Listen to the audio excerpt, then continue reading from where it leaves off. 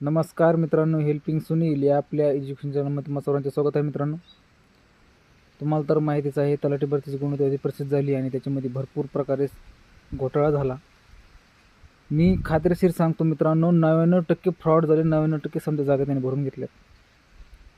आणि देवेंद्र फडणवीस साहेब म्हणतात, कारण मुद्दा क्लिअर करू शकतो, मी कोणत्याही पक्षाचं समर्थन करत नाही किंवा कोणत्याही नेत्याचं मी कार्यकर्ता नाही. मी एक शेतकऱ्याचा पुत्र आहे. त्याच्यामुळे मी सांगतो की कोणते असं राजकारण करतो याचा दृष्टी नाही. देवेंद्र फडणवीस साहेब काल म्हणले की पुरावे द्यावे लागतील. अहो, डोळे मांजर कितीही डोळं झाकून दूध पित असली ना, तर त्याला सगळं माहीत असते. फडणवीस साहेब, औरंगाबाद सेंटर असेल, नागपूर सेंटर असेल, मागल तिथे पोलीस अधिकारी जे आहेत गुल्हे, त्यांनी सिद्ध केलेले सर्व पेपर फुटला म्हणून. अजून काय काय पुरावे पाहिजे तुम्हाला? कोणती शर्मा, तिला वनरक्षकला 54 मार्क आणि तलाठीमध्ये 14 पडतात. अजून 4-5 जण सापडलेत, त्यांना वनरक्षकमध्ये 54 आहेत आणि त्यांना तलाठीमध्ये 104, 102 मार्क कसे पडले ते? जर एवढे हुशार विद्यार्थी आहेत, ते एवढा त्यांचा अभ्यास आहे, तर त्यांना इतके मार्क कसे काय आले तलाठीमध्ये, वनरक्षकमध्ये कसे आले नाही?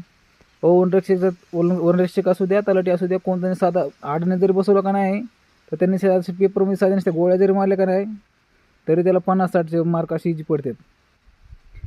कारण विद्यार्थ्यांची दिशाभूल करू नका, विद्यार्थ्यांना चुत्या होऊ नका.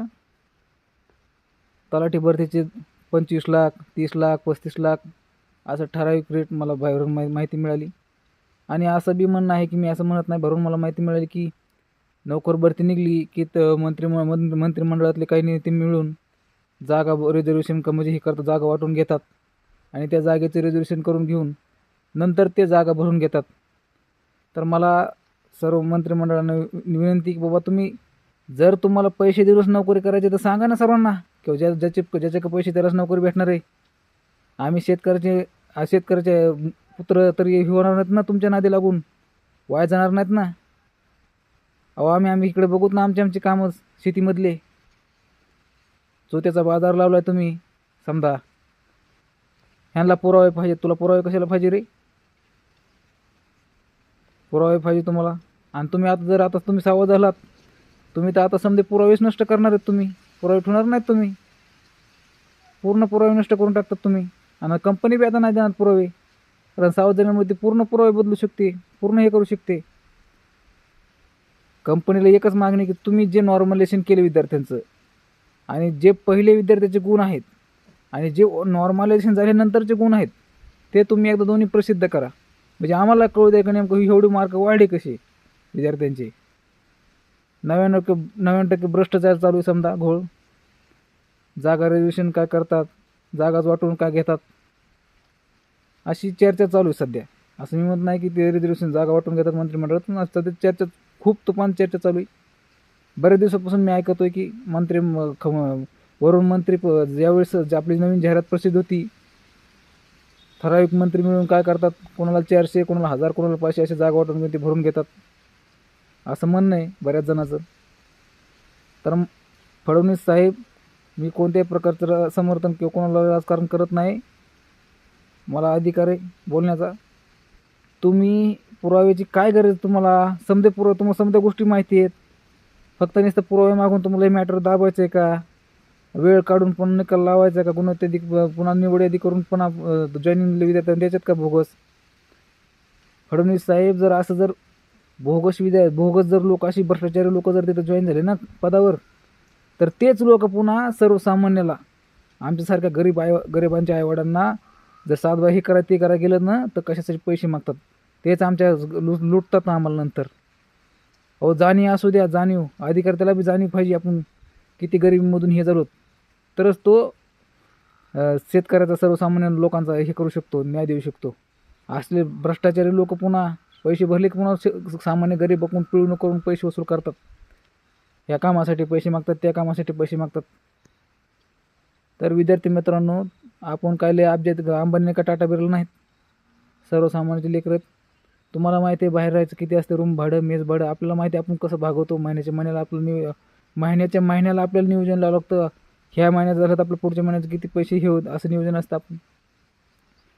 एक दिवसाची मेस बंद असली तर आपण दुसरीकडे बाहेर जाऊन वडापाव खातो, एवढे पैसे नसतात आपल्याकडे. आपले आईवडील तिकडे ऊस तोडतात, कोणाच्या रानात काम करतात, याची जाणीव आहे आपल्याला. कारण तुम्ही जर आंदोलन नाही केलं, तुम्ही जर नाही केलं, कांगणे सरांचा पण मला काल फोन आला होता, कांगणे सर झालं असतील, बाकीचे भरपूर आहेत, तर समद्याने मिळून जर विद्यार्थ्यांनी ह्याच्याविषयी काही जर निर्णय नाही घेतला तर असाच वेळ थोडा घेतील आणि नंतर रिझल्ट चांगला लावून जाईल. मित्रांनो, ह्यांना पुरावे नाही, ह्यांना ताकद दाखवली पाहिजे. ह्यांना पुराव्याची काय गरज आहे? समजे पुन्हा पुरावे सारं माहिती आहे ह्यांना, फक्त ह्यांना ह्या सरकारला फोडायचं, त्या सरकारला फोडावं एवढंच येतं. ह्याला ओढायचं, त्याला ओढायचं, ह्याची मेगा भरती, त्याची मेगा भरती म्हणून बाकी काही नाही. तुम्ही जर शांत बसलात तर विद्यार्थ्यांनो काहीच होणार नाही. हे असंच ह्याच्यानंतरही नवीन भरतीमध्ये असंच गोंधळ होणार आहे. जर तुम्ही आता कडक ह्याने आंदोलन केले, समजा गोष्टी जर व्यवस्थित झाल्या, तर इथून पुढच्या जे भरत्या आहेत त्या तरी थोड्या पारदर्शक होतील, त्याच्यामध्ये तरी काहीतरी घोळ होणार नाही. त्याच्यामुळं जे काय होईल, ह्यांना तलाठी भरती रद्द झालेली पाहिजे, 100% रद्द तर झालीच पाहिजे. परीक्षा डबल जर झाली पाहिजे. प्रामाणिकपणे विद्यार्थ्यांनी अभ्यास केलेला आहे, ते तर अजून जरी डबल झाले तर ते मार्क घेणारच आहेत, त्याच्यात काय वाद नाही. पण हे जे वशिलेवाले आहेत ना, यांची एकदा ठासून मारली पाहिजे, त्याच्याशिवाय ह्यांना मेळ लागणार नाही. त्याच्यामुळं तुम्ही रस्त्यावर उतरा. रस्त्यावर उतरल्याशिवाय पर्याय नाही. कारण हे अशीच वाट बघून आपलं एकदा वातावरण शांत झालं की लगेच गुन्हा यादी प्रसिद्ध करून निकाल लावतात. त्याच्यामुळं माझं सर्वांना सांगणं मित्रांनो, शांत बसू नका.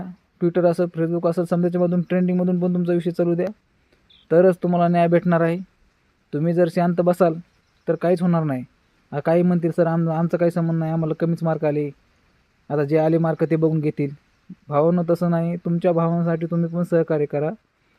बरं, बाकीचे विद्यार्थी असतील, वनरक्षकवाले असतील, पोलीस भरतीवाले असतील, त्यांना बी मला सांगणं की भाऊ, तुमच्या लहान भाऊ किंवा मोठ्या भावाच्या हक्कासाठी तुम्ही पण लढा, त्यांच्यासाठी तुम्ही सहभाग व्हा, तरच त्यांना न्याय भेटू शकतो. तर एवढंच मला सांगणं होतं मित्रांनो. जय हिंद, जय महाराष्ट्र.